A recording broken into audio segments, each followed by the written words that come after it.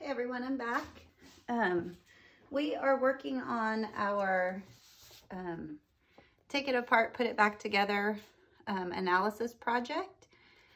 I found this artist, Jörg Dressler, from the Jealous Curators Instagram page, and I reached out to him and asked him if I could use his work for a formal analysis, a subjective analysis, and a conceptual analysis to try to find a vocabulary of marks and palette and so forth that I could use in creating my own work. And we're in the take it apart stage where I've asked you to create 4 small paintings on half sheets of canvas paper. So what we decided was that in his work, he used these really great geometric shapes with low chroma, low value geometries. So I did my first study, but instead of copying his work, I just used it as a jumping off point to do a breakdown. And I started with this one, referencing ribbons from a friend of mine's work. And then this one, I borrowed the stationary image from a friend and broke this down, took apart the painting in a abstracted way. And then the next one, I was intrigued by the way he used dark, middle, light, big, medium, and small with little linear lines to help create this study. And I based that one on a different friend who also gave me permission to use her imagery to build a little quick study loosely based on this. I'm going to come back into these two later and maybe do a little detail work similar to his. There's such a nice way that he has these big flat areas and then little areas of detail. So I'm going to do that here. But I have one more chance to try to take his paintings apart. So I might look at a different one of his to see if there was a way I could unfold it a little differently. I have broken down the ribbon image here. I might use some of these smaller marks or the way that he activates the edge of the picture plane for this one. So it's like I'm using this visual set of information to build in different ways. I'm just looking for a different photo. He has these really cool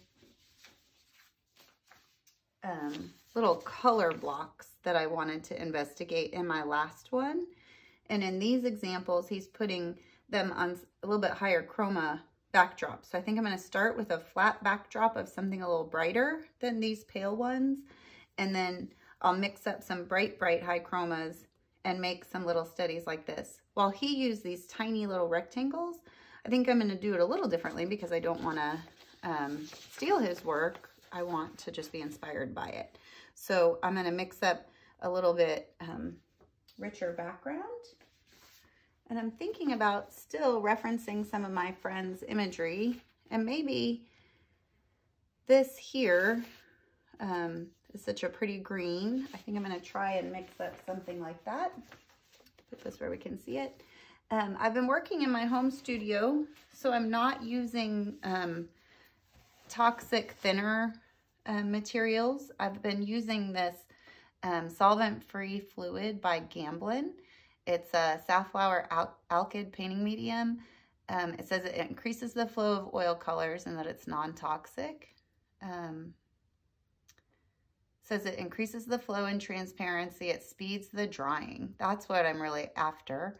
And it increases gloss. So this is what I've been using. I put it in a separate little container, and I'm using a clean brush to drizzle it onto the paint to make it a little thinner. And then I'm not sitting in a area that's full of fumes. So this color is similar to here, and I still have some of this on my palette.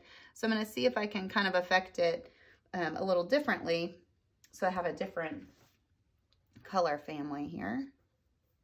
Use some of that paint. Clean this brush off a little bit. Okay. That guy there. I try in between colors to wash my brush or clean it out as best I can, or wipe off my palette knife. So I'm not getting too muddy. I'm gonna look at my color again. Each time I've made these, I've pulled from something on my palette to try to kind of keep that family of color going. This has some of that medium in it to make it have a kind of runnier viscosity, so it'll flow on my paper better. I've been using a soft mixing white. I think I'm going to stick to that instead of the titanium. I actually might switch to titanium because I want it to be a little brighter. So this was the soft mixing white that I had been using, but I'm going to shift to the titanium so that it feels a little more powdery.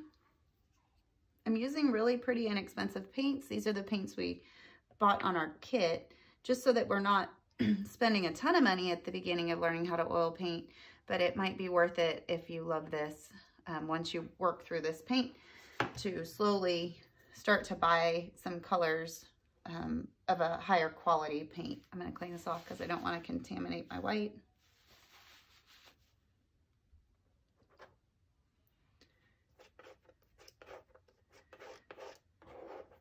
I might put a little more blue in it so that it looks a little more like my friend's vase that she took a photo of.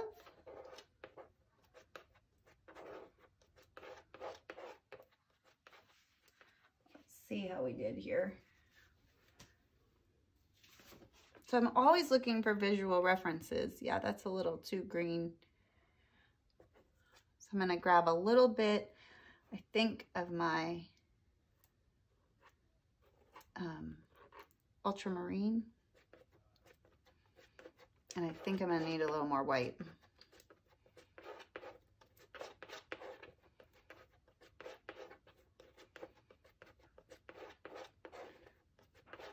I want to kind of nail this color, and if I have enough of it, then I can use it for my final painting. Yeah, I'm going to put a little more white.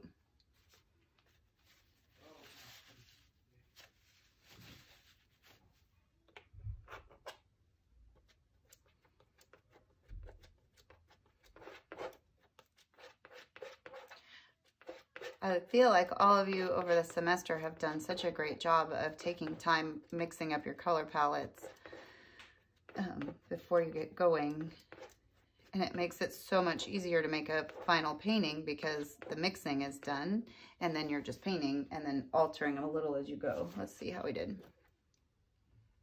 Closer. Probably could use a little more white and a little more blue, but I'm just going to run with it. So I know I'm going to paint that out solid, so I'm just going to put that on there and get a fresh brush just in case I want to use these lighter ones later. I'm going to dip this in my solvent just to kind of charge my brush a little. Ooh, whoa, right in the green. Oops. I'm going to clean that off for later. Okay.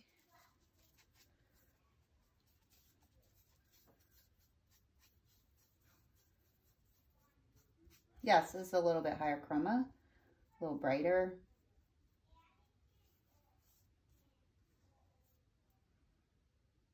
A little chunk of something in there.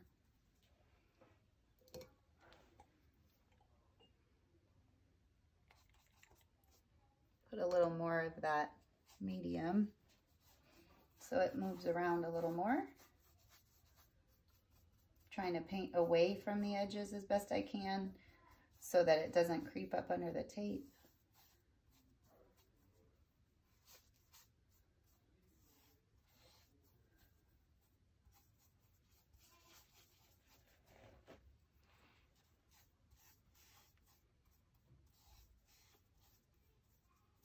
And then I'm excited to try to move some of this thicker paint I'm excited to use his idea of those little hard edge rectangular color blocks, but I don't think I'm going to do mine hard edge, but I'm going to try to keep them real clean and real high chroma. Maybe some colors that are a little bit more out of the tube. A little more paint. This might be, I suspect, when he did his, he let him dry. But in the spirit of a test, oops, there's a little junk in there. I'm going to just go for it.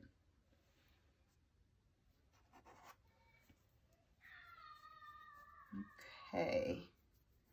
That feels pretty flat, rather opaque. I'm going to look at his work again and see if that has the kind of intensity of chroma that I want. Yeah, I think so. A little brighter. And then these are what I'm going to try to investigate. So it looks like he's got really high chroma cadmium oranges, which I don't have that color paint in my studio right now. Some magenta, looks like some really bright cerulean blues, which I don't know that I have. Some lower chroma, chromatic gray, violet-y colors, some whites, deep greens. So I'm gonna, let's see if I can count them. 1, 2, 3, 4, 5, 6. Maybe I'll make up 6 different colors real quick and see what we can come up with. I like that orange. I want to try and make a bright orange.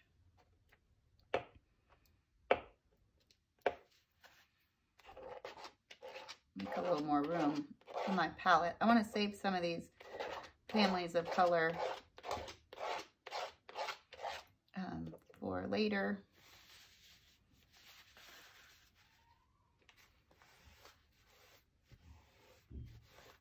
Give myself a little room for some brights. So I don't want them to get too muddy. Okay, so let's do a cad red. Scoop up this cad yellow.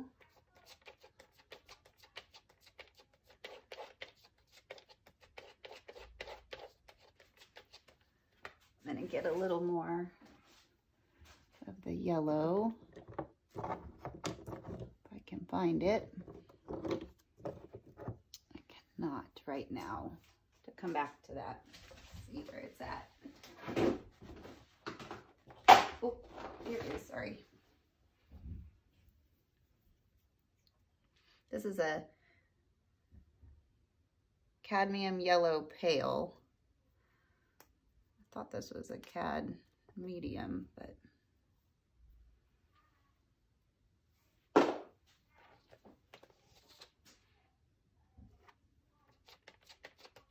oops, there's some green in there. That's not what I wanted. There's a little bit brighter color. I think he did have like a bit of a alizarin. I might use that out of the tube. He had a white, he had a dark green. Mix a little of the Phthalocene and the sap. And I think he had a little violet, like a pale violet, which I could build out of that. And he had a cerulean blue, which I don't think I have. Let me see. Oh, this is one of these, that might be our Viridian.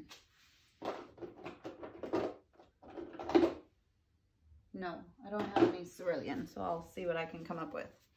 Okay.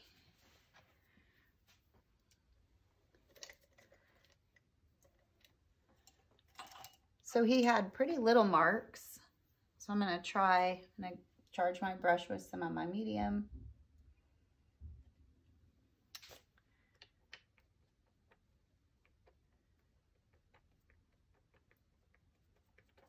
gonna take one more peek at his small marks.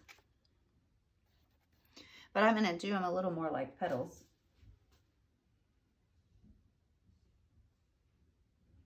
So a bright orange. That's where I'll save my color.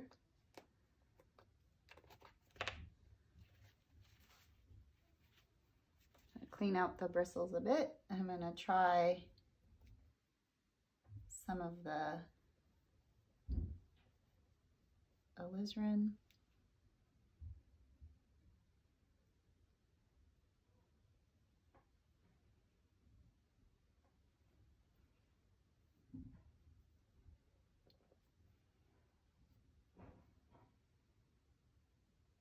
I'm trying to float the color on top because that green underneath is wet.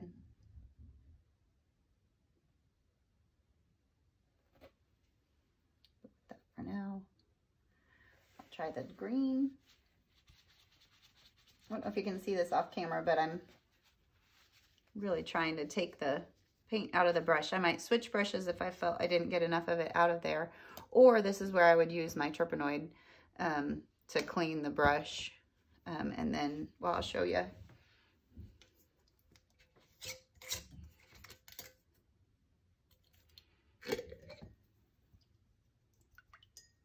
You might at home have that silicoil cleaner.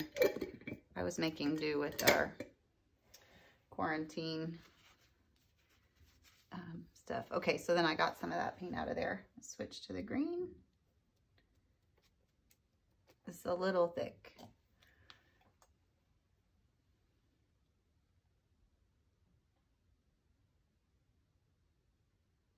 I could be doing this with just linseed oil, but I want these to dry a little quicker. I want quite a bit of paint so that it's fairly opaque and thick.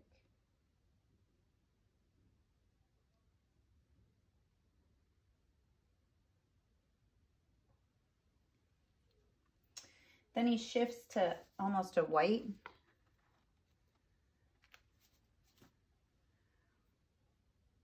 I might switch to a new brush for that. Take a little bit of my titanium. Charge my brush a little.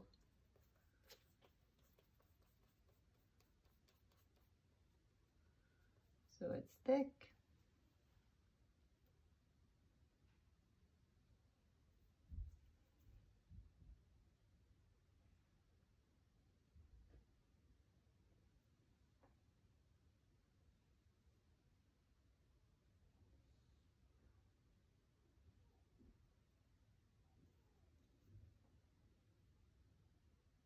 Really trying to float that paint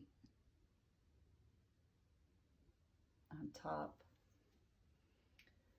He's got a really pretty pink in there.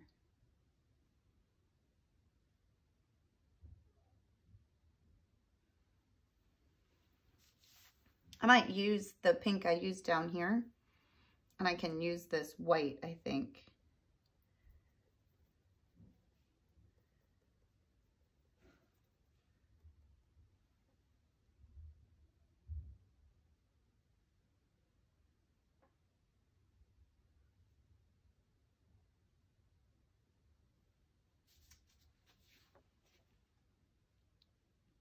He's got a baby blue. I could make a baby blue. I don't know if I can make that cerulean. I might use the green brush, clean it out a little. See if I can make a blue that I like. There's some Prussian and some ultramarine, I think. Medium. So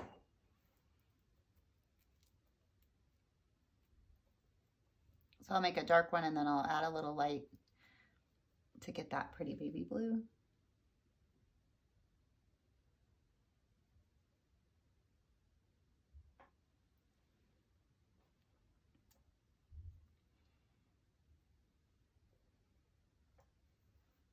A little bit of the white. Grab a new knife.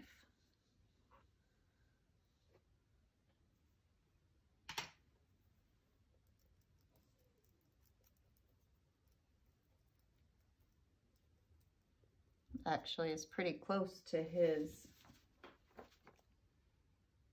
not quite, it's not the same family. It'll do.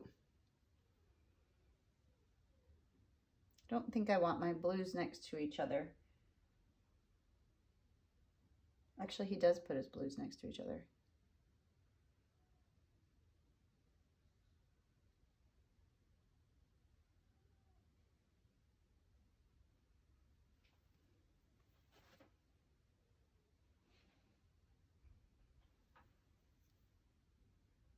I might do one more with a brighter pink. I think I'm gonna grab some of this and mix it with that alizarin.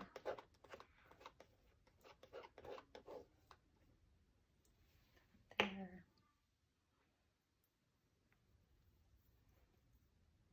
Use that brush that had the coral on it. And get it away from the green.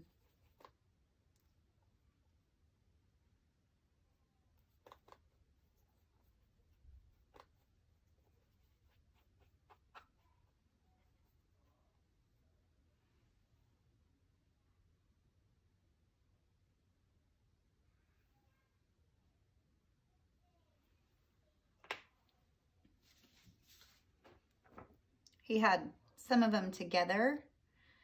Some of them kind of fractured away with longer sections. So I might mimic that and put like a little pink somewhere else. He's got a balance of pink here and here. Sorry, I was holding that off camera. So I think I'm gonna do one more little pink because I think it's a pretty color.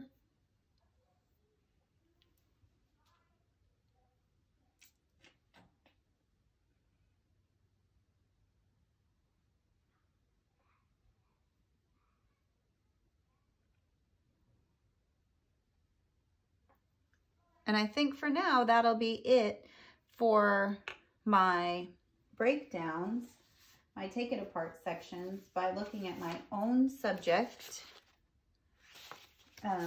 pulling my own color families, but referencing the artist that I'm doing an analysis of. I'm going to come back and do some detail on here. I might do some of this detail on here, and then I might put some of these in these at some point. But I will show you them kind of resolved in a little bit. I should say that these paintings all took maybe a half hour each. So you've got time before you make your final one to really investigate and make some cool little paintings to help you build your own vocabulary so that you can come up with how you're going to make your own. I'm excited to see how this and this work together. Okay, we'll see you in a little bit. Thanks.